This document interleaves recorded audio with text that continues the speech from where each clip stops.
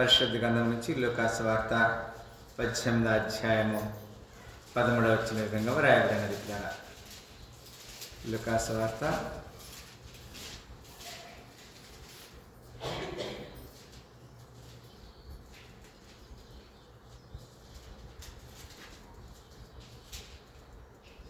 18. అయితే సుంకరి దూరముగా నిల్చుండి ఆకాశం వైపు కన్నులెత్తటకైనను ధైర్యం చాలక రొమ్ము కొట్టుకొనొచ్చు, దేవా పాపినైన నన్ను కరుణింపుమని పలికెను. ఇక్కడ ఒక ఇద్దరి గురించి మనము లేఖనాన్ని చూస్తా ఉన్నాం. అది 10వ వచనం ప్రారంభంలో ఆ మాట వ్రాయబడినది. ప్రార్థన చేయటకై ఇద్దరు మనుషులు దేవాలయంలోకి వెళ్ళిరి. వారిలో ఒకడు పరిసేయుడు, ఒకడు సుంకరి. పరిసేయుడు నిలబడి, దేవా, నేను చోరులను, అన్యాయస్తులను, వ్యభిచారునైనా ఇతర మనుషులనైనను. తర్వాత ఏమంటున్నాడు? ఈ సుంకరి వలె అనే మాట అక్కడ మనం చూడగలుగుతున్నాం. మనం కొన్నిసార్లు ఈ విషయాన్ని జ్ఞాపకం చేసుకోవాలి.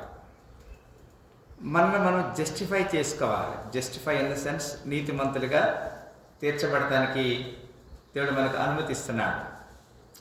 But we should not compare others. అతడు చెప్తున్నాడు, నేను చాలా నీతిగా ఉన్నానని చెప్తున్నాడు కదా. పరిసేయుడు నిలబడి, దేవా, నేను చోరులను, అన్యాయస్తులను, వ్యభిచారులను, ఇతర మనుషులనైనను, అంటే ఇతరుల వల్ల నేను లేనని చెప్తున్నాడు. You want to express himself. I don't like others, I'm living holy, నేను పరిశుద్ధంగా జీవిస్తున్నా అని చెప్పుకుంటున్నాడు. అంత మాత్రం కాదు, అక్కడ ఇంకొక మాట చెప్తున్నాడు, ఈ సుంకరు వల్ల కూడా నేను లేనని చెప్తున్నాడు. అతను కూడా దేవాలయానికి వచ్చాడు కదా. There are 2 kinds of people. ఇద్దరు ప్రజలు వచ్చారు. ఒకరు సుంకరి. సుంకరి అంటే ట్యాక్స్ కలెక్టర్, పన్ను వసూలు చేసే వ్యక్తి. ఇంకొకడు పరిసేయుడు. పరిసేయుడు అంటే దేవుని సేవ చేసేటువంటి వాడు, ఫారిసీ. వీళ్ళిద్దరూ దేవాలయానికి వెళ్ళారు వన్ ఫైన్ టైం, ఒక రోజున. ఇక్కడ కొన్నిసార్లు మనము ఈ విషయాన్ని జ్ఞాపకం చేసుకోవాలి కదా.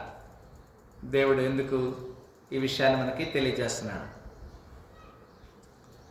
మన జీవితంలో అంతమాత్రం కాదు. 12వ వచనం కూడా ఇంకొక మాట మనం చూస్తున్నాం. 12వ వచనంలో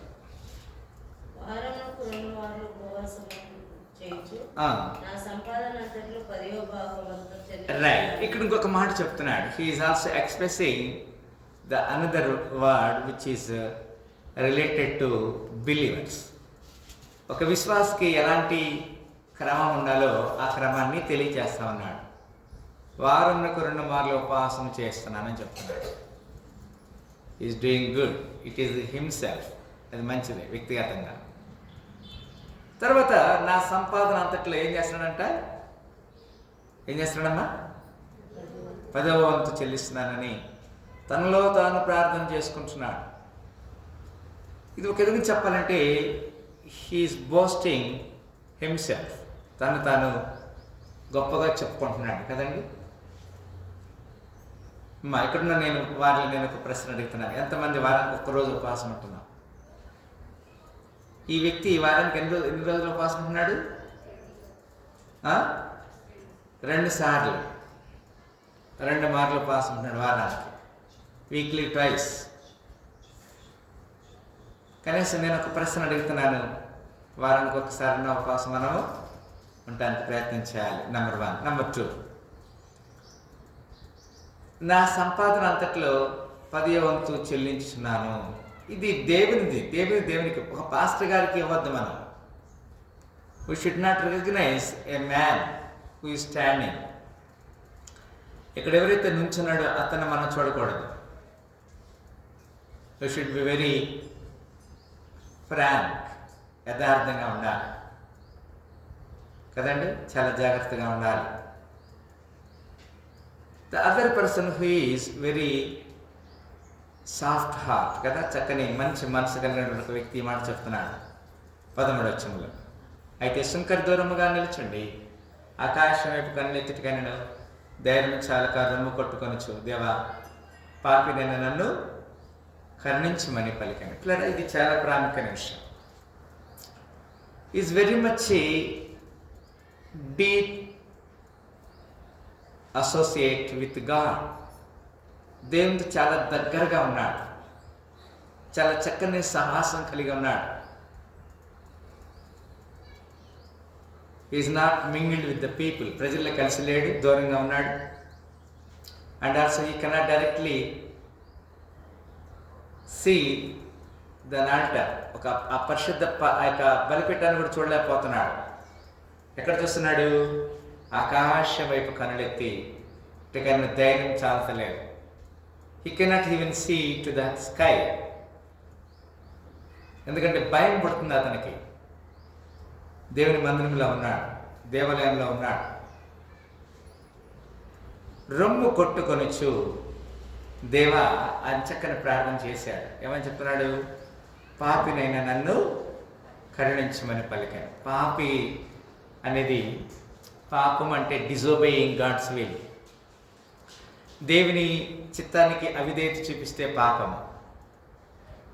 అది ఎవరైనా కావచ్చు, ఒక సేవకుడు కావచ్చు, లేకపోతే ఒక సేవకురాలు కావచ్చు, కుటుంబం కావచ్చు, సంఘం కావచ్చు, పెద్దలు కావచ్చు, ఎవరైనా కావచ్చు. మనము దేవుని దృష్టికి నీతిమంతులుగా ఉండటానికి దేవుడు ఇక్కడ చూస్తున్నాడు. ఇద్దరు మనుషుల్లో ఒక వ్యక్తి దేవునికి నీతిమంతులుగా ఉండాలని చూశాడు. దేవుని దృష్టిలో ఒక వ్యక్తి నేనంత నీతిమంతుని కాదని ఒప్పుకుంటున్నాడు. అట్ ద ఫైనల్, ఆఖరిలో మనం చూస్తాము, వీరిద్దరి కంటే ఇద్దరిలో మరి ఈ సుంకరి నీతిమంతుడిగా తీర్చబడిన సందర్భాన్ని మనము చూడగలుగుతాం. ఇక్కడ ఈ విషయంలో నుంచి లూకాసు వార్త 5:8 ఈ మాట రాయబడింది. లూకాసు వార్త 5 త్వరగా తీయాలి. 5:8 బైబిల్ ఎంత రిఫరెన్స్ ఇస్తే అంత మంచిది. సీమోను పేతురుని చూసి యేసు మోకాళ్ళు ఎదుట సాగిలపడి, ప్రభువా నన్ను విడిచి పొమ్ము, నేను పాపాత్ముడనని చెప్పాను. రిపెంటెన్స్ అనేది చాలా ప్రాముఖ్యమైన విషయం. పిల్లరా, పశ్చాత్తాపం అనేది చాలా ప్రాముఖ్యమైన విషయం. ఈ పశ్చాత్తాపము మనిషిని గొప్ప ఆశీస్సులకి తీసుకెళ్తారు. 7:6 అక్కడే 7వ అధ్యాయము 6వ వచనం విధంగా వ్రాయబడినది. కావున యేసు వారితో కూడా వెళ్ళాను. ఆయన ఆ ఇంటి దగ్గరికి వచ్చినప్పుడు శతాధిపతి తన స్నేహితులను చూసి, మీరు ఆయన యొద్దకు వెళ్ళి, ప్రభువా శ్రమ పుచ్చుకొనవద్దు, నీవు నా ఇంటికి వచ్చేటకు నేను పాత్రుడను. This is the heart. God is very much love. దేవుడు ప్రేమించేటువంటి మనసు ఇది. నీవు నా ఇంట్లోకి రావడానికి నేను యోగ్యుడిని కాదు. ఈజ్ అ సెంచేరియన్, శతాధిపతి, 100 మందికి అధిపతి చెప్తున్నాడు, I'm even you are not come in my house, I'm not worthy. నేను అక్కడ యోగ్యుడిని కాదని చెప్తున్నా. 7:7 అక్కడ 7:7 కూడా రైట్. అందుచేత నీ యొద్దకు వచ్చుటకు పాత్రుడనని నేను ఎంచుకొనలేదు, అయితే మాట మాత్రం సెలవము, అప్పుడు నా దాసుడు స్వస్థపరచబడి. లేదా even he is very much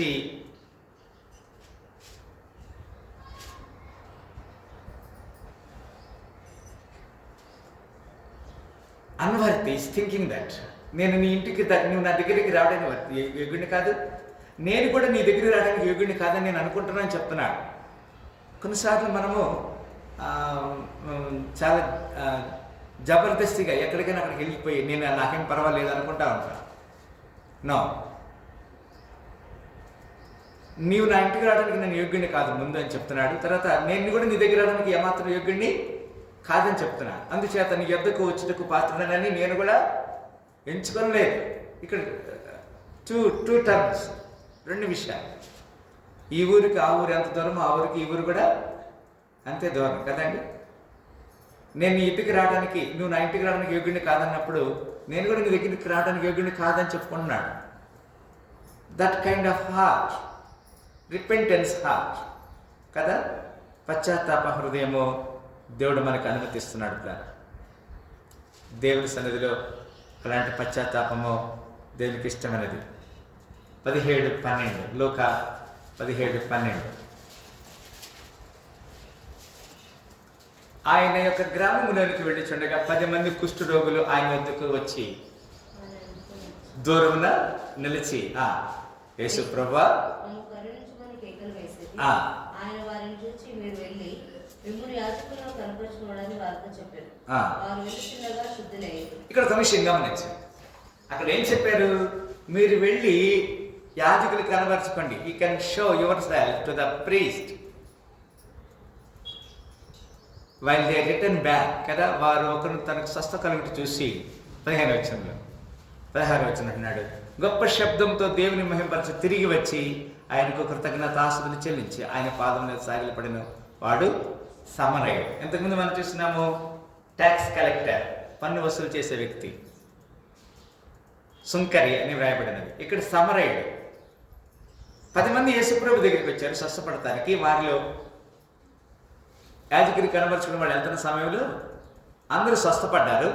ఒక వ్యక్తి మాత్రం he return back to the Jesus and say thanks to the lord. దేవునికి ఏం చేశారు? వాళ్ళు కృతజ్ఞతలు చెల్లి. ఈ రోజున దేవుడు మనకిచ్చిన ఆహారం, దేవుడు మనకిచ్చిన ఆస్తి, దేవుడు మనకిచ్చిన జీవితము, దేవుడు మనకిచ్చిన ఆరోగ్యము, నీవు నా సొత్తన్నావు, కృపాక్షేమమిచ్చావు, నీవే లేకపోతే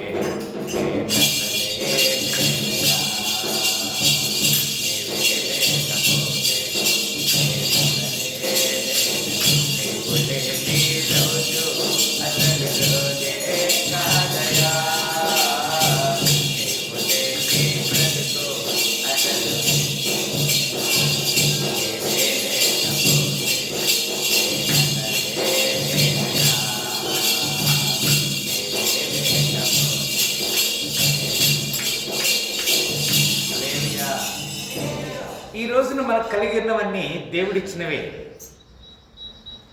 కదా. గృహము, నివాసము, మంచి నిద్ర కలిగి ఉంటున్నాము. చాలామందికి అలాంటి స్థితి లేదు.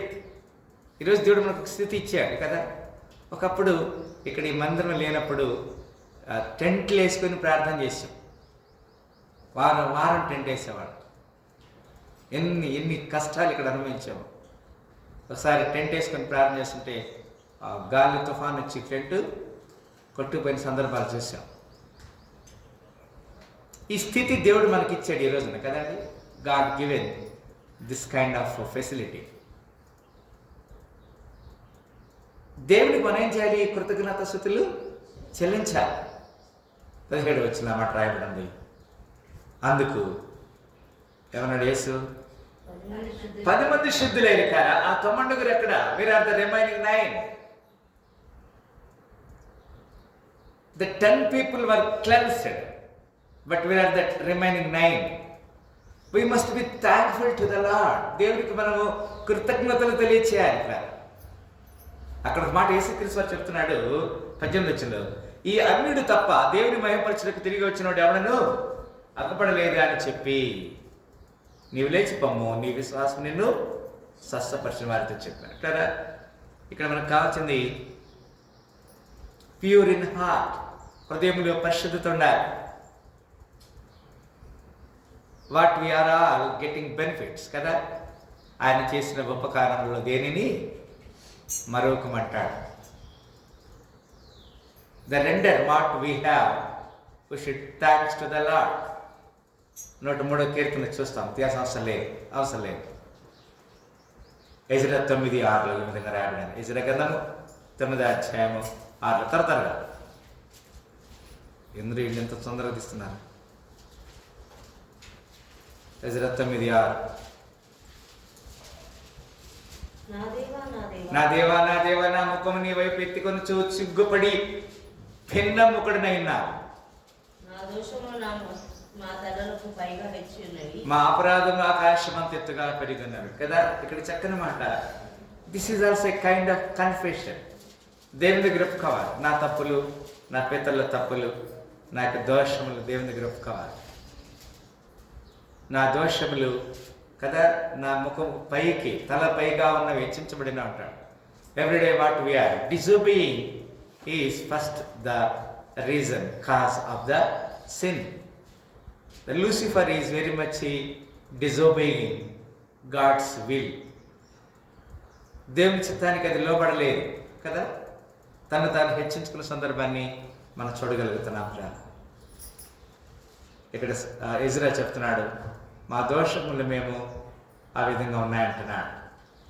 జోబ్ 42:6, యోబు గ్రంథము 42:6, జోబ్ 42:6, 42:6. కావున నన్ను నేను అసహించుకొని ధూళిలోను బూడిదలోను పడి పశ్చాత్తాపడుచున్నాను. అది కావున నన్ను నేను అసహించుకుని ధూళిలోను బూడిదలోను పడి పశ్చాత్తాపడుచున్నాను. I must be repented. Where I was repenting? I was repenting in the ash, బూడిదలు కదా. బూడిదంటే ఏంటి? బూడిదంటే వాట్ ఈస్ ద రిమైనింగ్. దాంట్లో ఒక ఏ కైండ్ ఆఫ్ ఒక రసాయనం ఉంటుందంట బూడిదలో. ఎంతమంది తెలుసు నాకు తెలియదు. ఒక కట్టెని మనం కాల్చినప్పుడు ఏమొస్తుందమ్మా? బూడిద వస్తుంది కదా. దాన్ని ఇంకా ఇంకొక మాట చెప్పాలంటే బొగ్గు. ఆ బొగ్గుని చిన్నప్పుడు ఏం చేసేవాళ్ళు? అది అప్పుడు తెల్లగా ఉన్నాయి. ఇప్పుడు అన్ని పేస్టులు పెడితే అన్నీ ఇప్పుడు తెల్లగా లేవు. అవునా కదా? ఎంతమంది తెలుసామాట? ఏం పరిశానం ఇక్కడ అంటాడు, ధూళిలోను బూడిదలోను పడి పశ్చాత్తాపడుచున్నాను. మనం చాలా జాగ్రత్తగా మన జీవితాన్ని సరిచేయబడటానికి అక్కడే SQL 16:63, SQL 16:63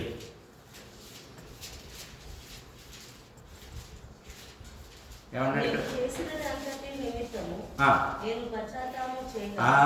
again we have to repent. ఇక్కడ ఏమంటాడంటే, నేను యెహోవానని నీవు తెలుసుకున్నట్లు నేను నీతో కరెక్ట్ నీవు 63 నమ్మా 63 కరెక్ట్. నీవు చేసినది అంతటి నిమిత్తము నేను నీ పశ్చాత్తాపం చేయగా దాని మనసునకు తెచ్చుకొని సిగ్గుపడి సిగ్గు చేత నోరు మూసుకుందని. ఇదే యెహోవా. అందుకే కొన్నిసార్లు నేను కూడా అంటాను, నోరు మూసుకొని తినమని చెప్తాను.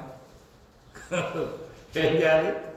నోరు మూసుకొని తినాలి, తర్వాత వినాలి.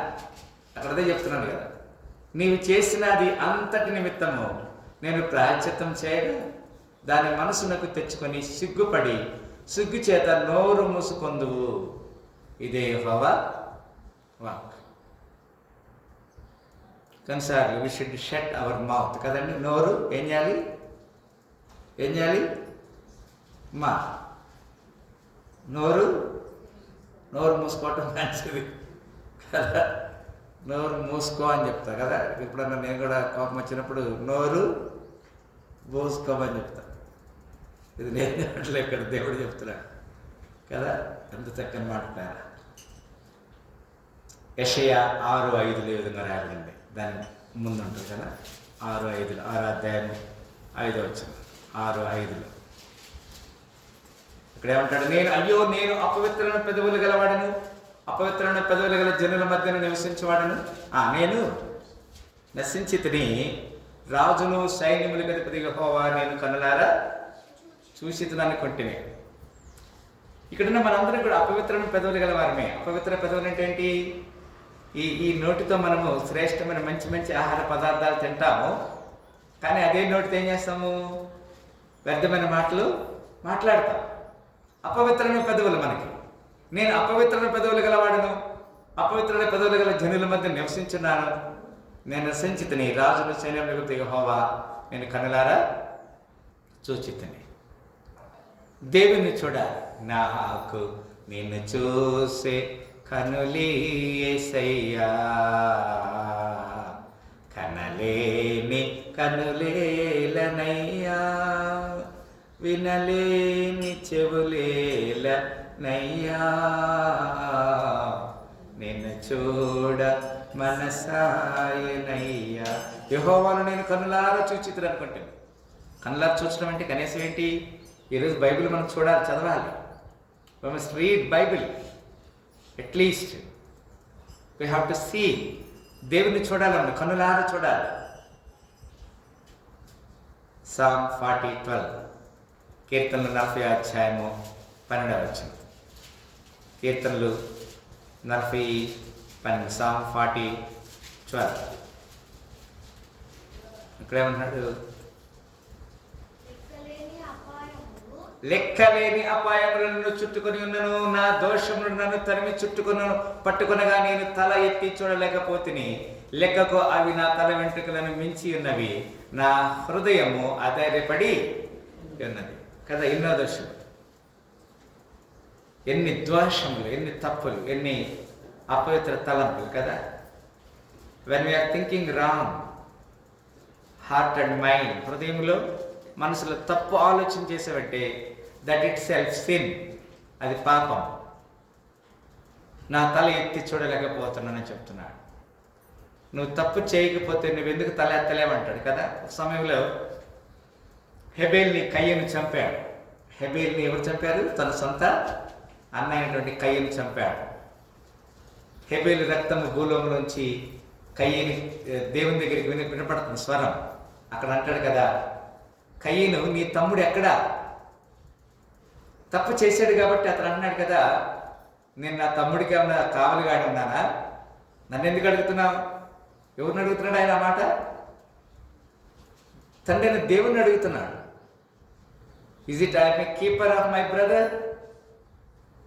I don't know where he is. ఆయన ఎవరు అక్కడ నాకు తెలియదు అన్న. చంపింది ఆయనే కదా.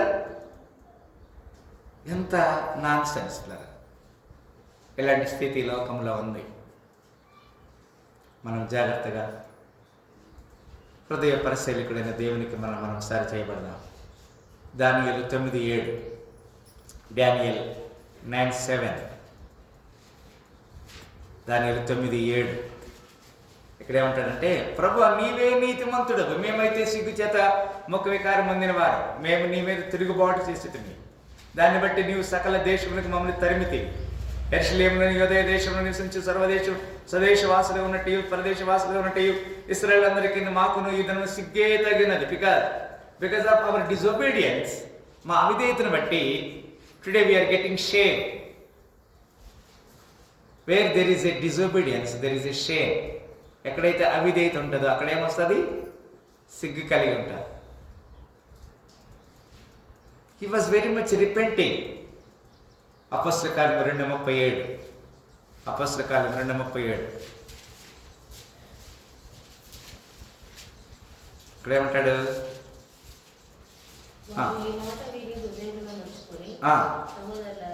మేమైతే చేతుగాని పేతురును కడమ అపొస్తలులను అడగగా, పేతురు మీరు మారు మనసు పొంది పాప క్షమాపణ నిమిత్తం ప్రతివాడు యేసుక్రీస్తు నామమున బాప్తిసం పొందినప్పుడు మీరు పరిశుద్ధాత్మ వరమును పొందుతారు. వారి మాట విని హృదయంలో నొచ్చుకొని కదా. How nonsense there. మనం గమనించాలి. దేవుని సన్నిధిలో దేవుడు మనతో ఒక హెచ్చరిక చేస్తున్నాడు. మేమైతే కదా పాప క్షమాపణ నిమిత్తము అక్కడ అడుగుతున్నాడు. We must repent. John the Baptist అంటాడు, బాప్టిస్ట్ యోహాను అంటాడు, సర్ప సంతానమా, చెరుపు చేయి పిల్లలారా మీకు శ్రమ. ఇప్పుడే గొడ్డలి చెట్టు వేరున ఉంచబడినది, మారు మనసుకు తగిన ఫలం ఫలించుడి కదండి. When you are repented you must bear a good fruit. మంచి ఫలము ఫలించాలి. బేర్ గుడ్ ఫ్రూట్ కదా. కొన్నిసార్లు మనము ఇలాంటి ఆత్మీయ జీవితంలో మనం సరి చేయబడటానికి దేవుడు మనకు ఒక అవకాశం ఇస్తున్నాడు. మన జీవితాలు సరి చేయబడతాయి. ఇంకా 2-3 రిఫరెన్స్ చెప్పి ముగిస్తాను. లూక్ 23:48, లూక్ 23:48, లూకాసు వార్త 23:48, 23:48. ప్రజలందరూ జరిగిన కార్యము చూచి రొమ్ము కొట్టుకొని తిరిగి వెళ్ళిరి. ఆయనకు నెలవారైన వారందరూ గలిలయ నుండి ఆయనను వెంబడించిన స్త్రీలను దూరంగా చూచుటకు కూడి వచ్చిన ప్రజలందరూ జరిగిన కార్యం చూసి రొమ్ము కొట్టుకొనుచు తిరిగి వెళ్ళిరి అంటాడు. యేసుక్రీస్తు వారిని సిలువ వేసిన సందర్భంలో ఈ సందర్భం జరుగుతుంది. అడున్న స్త్రీలందరూ దూరంగా వీటిని చూస్తున్నారు. యేసుక్రీస్తు సిలువ వేస్తున్నారు పహాటంగా. They are crucifying Jesus openly. అందరు రొమ్ము కొట్టుకుంటా ఉన్నారు. ఎంత ఎంత దుర్మార్గం జరుగుతుంది అక్కడ. ఆయనకు నిలవలేని వారందరిని గలీల నుండి ఆయనకు వెంబడించిన స్త్రీలను దూరంగా నిల్చుండి వీటిని చూచుండే. They are also same. They are unable to help. వారు ఏం సహాయం చేయలేని స్థితిలో వారు ఉన్నారు. జెర్మియా 31:18, ఇర్మియా 31:18. ఇర్మియా 31:18 ఈ విధంగా వ్రాయబడింది.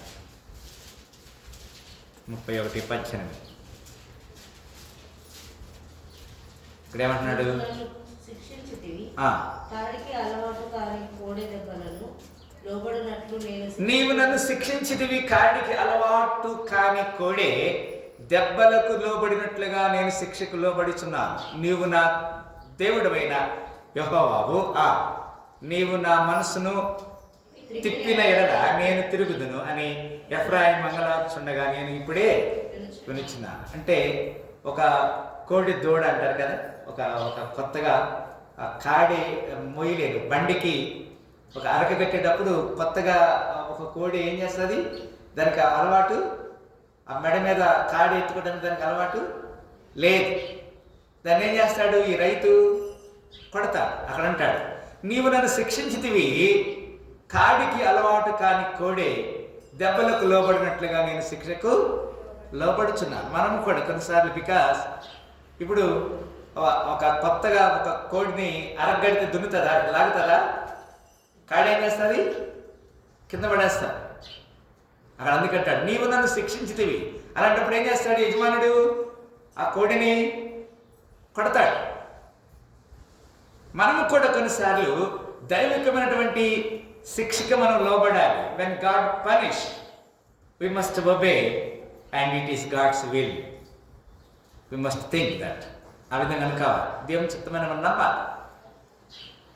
నీవు నా దేవుడు విన యెహోవావు, నీవు నా మనసును త్రిప్పిన ఎడల నేను తిరుగుదును అని ఎఫ్రాయిం మంగళార్కు చూడగా నేను ఇప్పుడే వినిచున్నానని చెప్తున్నాడు.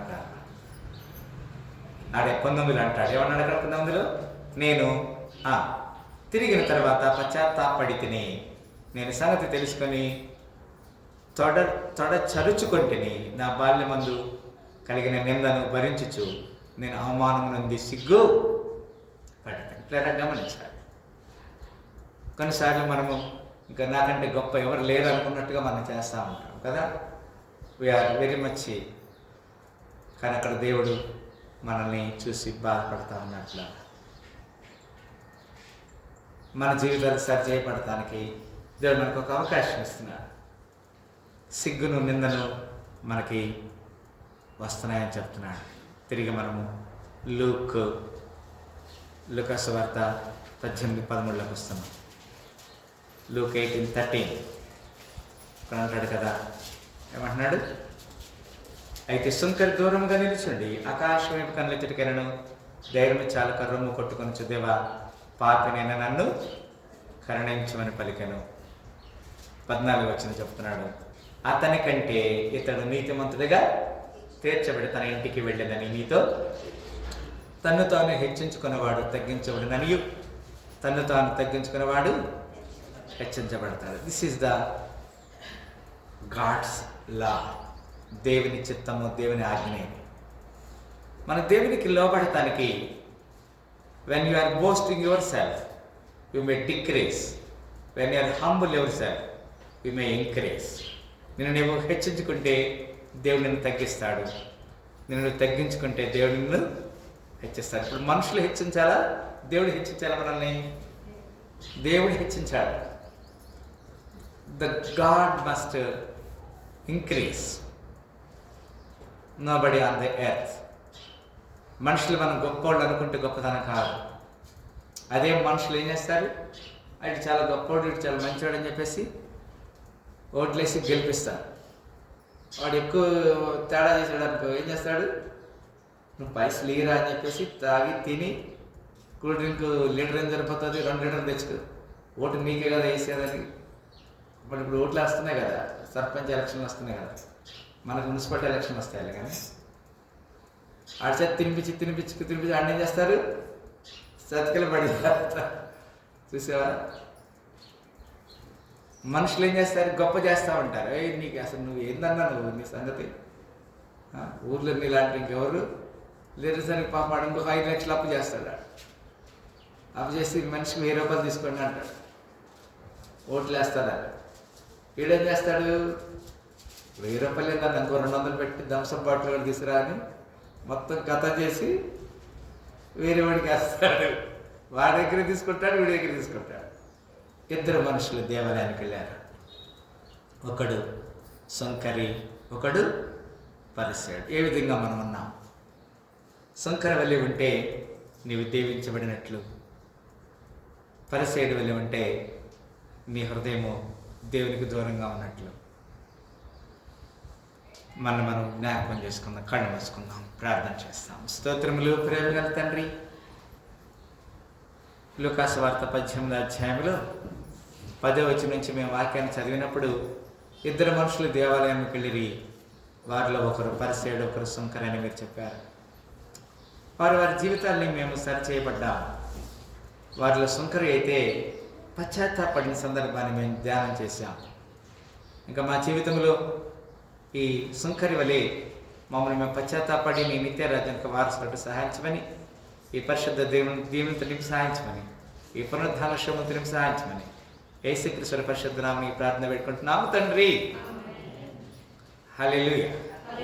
మరొకసారి యేసుక్రీస్తు శుభనామములో మీ అందరికీ పునరుద్ధాన శుభములు కలుగును గాక.